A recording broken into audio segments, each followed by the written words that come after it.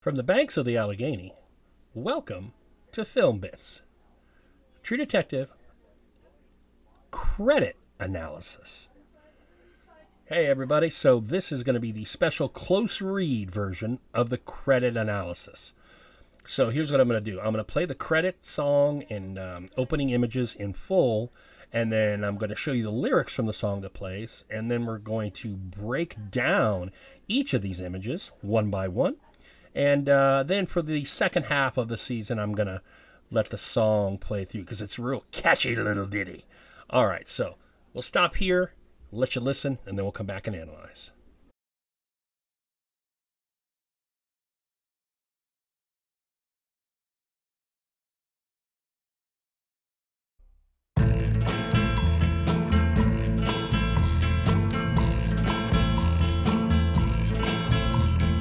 From the dusty mesa, a looming shadow grows, hidden in the branches of the poison creosote. She twines her spines up slowly towards the boiling sun, and when I touched her skin, my fingers ran with blood.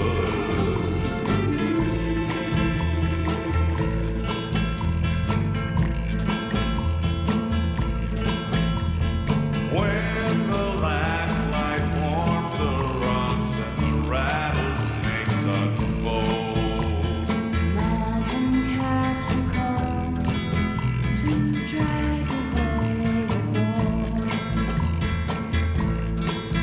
Then rise with me forever across the silent sand, and the stars will be your eyes, and the wind will be my hand.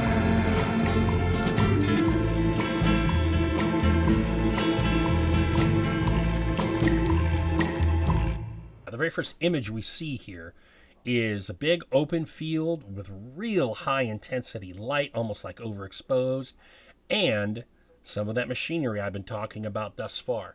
Almost looks like it could be those cane fields outside of Erath. And then we transition here. We see Maggie really kind of faded out in ghostly form. And we get more machinery. I don't know exactly what that is. We got some tanks. It looks like we have a tower of some nature. That's all in black and white with some green grass in the foreground. Then we get this aerial shot with the Michael Potts' name. It looks like we have some, this is really well done. It's the profile, I don't know if you guys knew this, but we have this aerial shot of, again, more factories or oil refinery, what have you. But if you look, it's the profile of a woman, probably Maggie. It's the side of her shoulder, her neck, and then the lower part of her face, and we see the lips all the way on the upper right there. So really a clever little bit. Okay, and then the next one is rust cut in half. This would be early rust during the door lane case, and again, that hot white kind of light that seems to be dominating in this credit sequence, as much as the pictures of the construction of the industry, the mechanical stuff is dominating. Next, definitely a picture of Rust silhouetted, and in his face is a train of oil tankers. Again, we're getting a lot. I mean, it's just inundated, all of this imagery of industry and construction and transportation and all these kinds of things. Okay, after that, we now get a shot of Marty, but right above his mouth, the rest of his face is blotted out, and we get more with this oil refinery kind of vibe. Okay, and now we come back to Rust, and inside of his body is more of this machinery, but you see we have the bridge, we have a little bit of water, the bayou, the swamp. This is right around the area when they discover the church. One of the things here, also looking at around Marty's Rust's head, we see that there's like light, sunlight breaking through clouds. This credit style was very innovative, and some shows actually kind of borrowed from it or riffed off of it after True Detective aired. But just think about what are like which characters are we using? What are we seeing within them? Is it significant? We're seeing this machinery with every character thus far. Marty, Rust, Maggie, and we're seeing a ton of it. All right, not so much the other images that you may have thought that have popped up thus far in the series. And it's a 2 minute sequence roughly, and we're almost at half a minute. So a lot of this imagery with this industry, this machinery. And if you've been watching along, you've already heard me talk about this, particularly in the Close Reads Place as a Character episode. All right, so now, finally, religion is a big part of this of this series. We get the front of a church with a cross low down, and then we get the wheel of a train car that would probably open up like an oil car. You would turn that wheel and open a large thing up, be it a huge vat or a train car, but it also has a cross. So it's a cross superimposed on top of a church. The cross of the wheel is in white. The cross down towards the bottom is smaller but black. And again, that hot, bright white light kind of center, not quite center frame, but close to it. And this is our first shot of religion and the religion connotation. Also, in between the hot white cross in the upper right section of the pie, if you will, you can see some rather large nuts and bolts. Okay, now this is just some buildings. We have like a dwelling, like a flat trailer house, but with some large, I think those would be gas or oil tanks behind it. It looks like kind of like large golf balls. I'm not sure if this is Marty or Rust's body. It's one of them. Interestingly, in the reflection about where Marty's left hip would be, right hip to how we view it, but left hip, is some water, and the trees reflect in that water. The tree that we can see, dead ahead, up about where Marty's armpit would be and lower shoulder. But in the reflection part, to me, they kind of almost look like horns or antlers, like we saw with Dora Lang. Also, this scene reminds me of when they first discovered the devil net in the little building in the back of the picture with the disabilities house, Fontenot, Marie Fontenot's family, when Russ discovered that devil net. All right, here's our guy. I love this image. One of the reasons is because when it's one of our first splashes of color, we get our guy, our, I would say our PTSD guy, who also had his encounters with the law, which we saw at the tent church. We get the crisscrossing either fluorescent lights or speed lights, like the light in the trail that's done through the photography effect where you can get light to make a trail. But it, of course, comes into a cross, and it's kind of superimposed across the guy in worship. All of that is resting against some nasty storm clouds as well. And beneath all of that, because that's all kind of perched in the sky, we see some wide open land without any of the mechanical stuff. So we've gotten two religious images back to back. That does not clash with the mechanical stuff. We don't see the mechanical stuff with this religious stuff. And also in these two images, we haven't seen any of our major guys, Marty or Rust, or even a side character like Maggie. And this is one of the most difficult to interpret images, I think, here. It's Maggie with jellyfish. Why jellyfish? I'm going to let you guys think about it. I think I could answer that, but it's going to take a few episodes, at least one, maybe two, and I don't want to spoil anything. It's a beautiful image, though, with that bluish.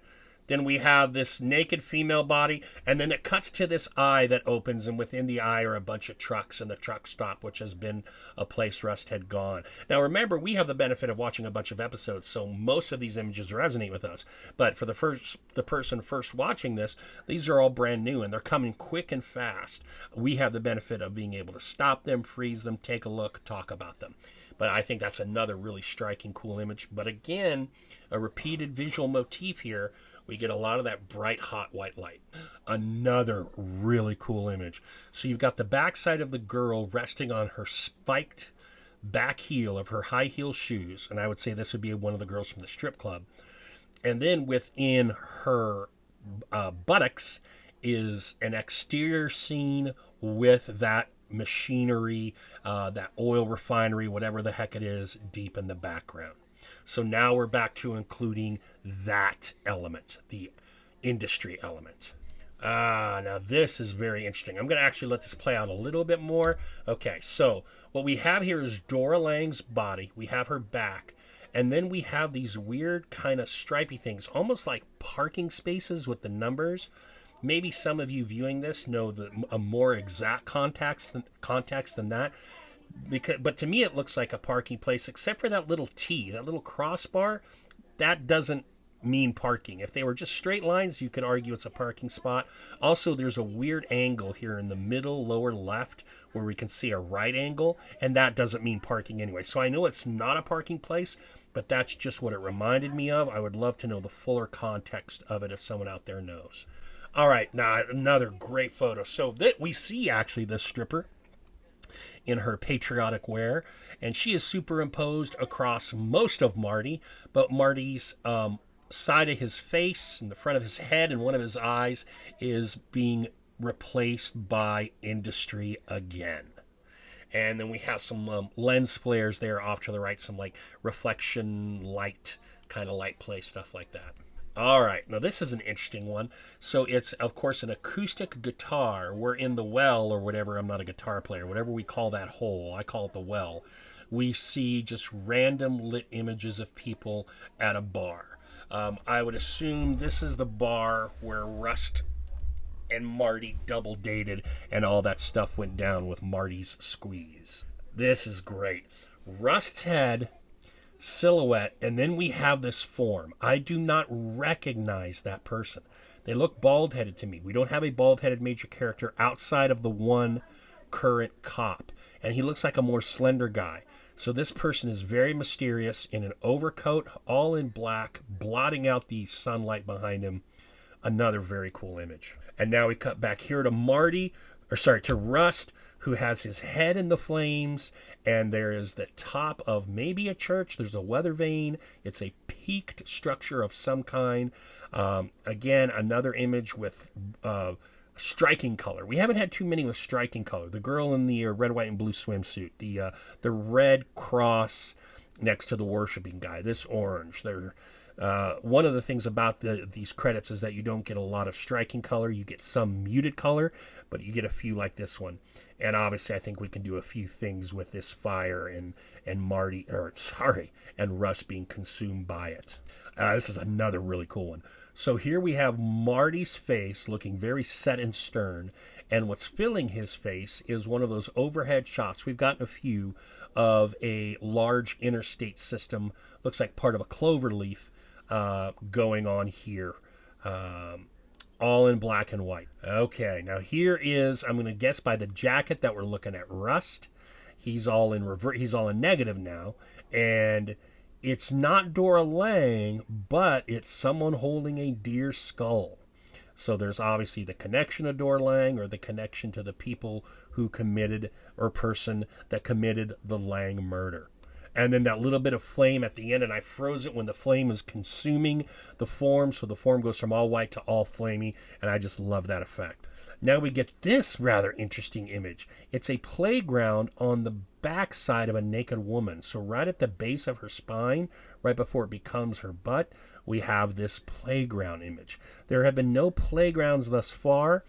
I would take a stab at this one in a couple episodes, but I don't want to say anything about it right now. This one, as well as the Maggie jellyfish, are two images that perplex me the most, but I still have my takes on them. I have no clue about this one. This looks, if that's a human, I don't know who it is. It almost looks like a doll to me, superimposed on a old school rotary dial phone. I can explain the phone, but we have to wait a while. If that is a character's face, I have no clue who it is. That's a great one. Rust's face, modern day Rust in the cop station, and his face and part of his upper torso being illuminated by the fire from a refinery. I think that one is so cool. And the fire on his body is white, but it burns hotter to orange as it comes up across his face. Lovely image. And then it goes to that hot red on the transition. And another really cool one. Oh, that one's so quick, I have to go back to it real quick. Sorry. It is, okay, so it is ostensibly another stripper with a huge cross, almost like a big dangly earring. And then down below, more industry, more unnatural kind of stuff. There was a quick shot in that transition there. I'd have to go back and freeze and relook. Maybe you guys want to do that. I am now on this image of the golf ball kind of oil storage thing, which is really cool because it's upside down, but within it are worshipers. They look to be in a building, so they would be church worshipers. But once again, we get that religious theme. And we had it in the previous slide with the cross next to the stripper. Interesting juxtapositions to that cross and stripper, and the fact that the religion is being connected to the oil, but things are not right-sided. There's some upside down and some right side up kind of things going on in here. Here we have some intertwined bodies, as well as another, is that a guitar? Is that an interstate? It's hard to tell for me in this pause where I paused it. I'm thinking that could be Marty and Maggie, just because we did see Maggie's underwear once. I'm not really sure who those bodies are. Also, we have this weird double cross, almost like a crosshair. We see it intersecting on the man's leg, on his thigh, and then down below we have like a secondary cross. Marty's face now, with a house laid within it. We haven't seen that house to my knowledge. It's kind of a bigger house. Maybe that represents his in-laws' house.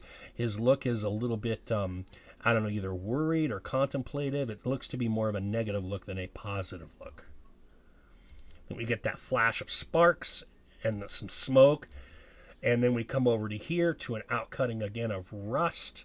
There's water, there's a little fire, there's another mysterious black figure, but that one looks almost more like Rust's body than the others, and clouds that are holding back some sunlight. And now we come again. This is the second or third time we've seen Rust associated with fire, either in transition or the full flame. Here it's more off-center to the left. The fire is now behind Rust, whereas before it was below and kind of in front of him.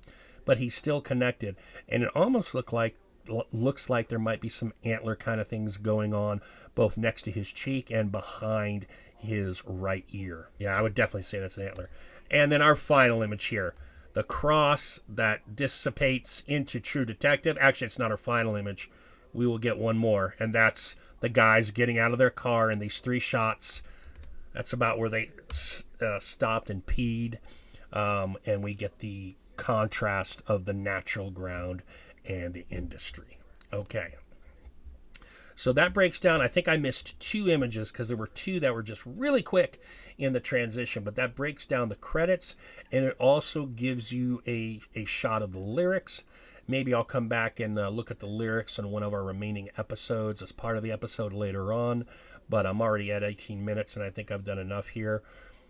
Breakdown of the credits. Please give me some comments. If you have some questions, by all means ask me about any of the images. I'll be glad to share any knowledge I have or engage in a discussion about the meanings of any of them.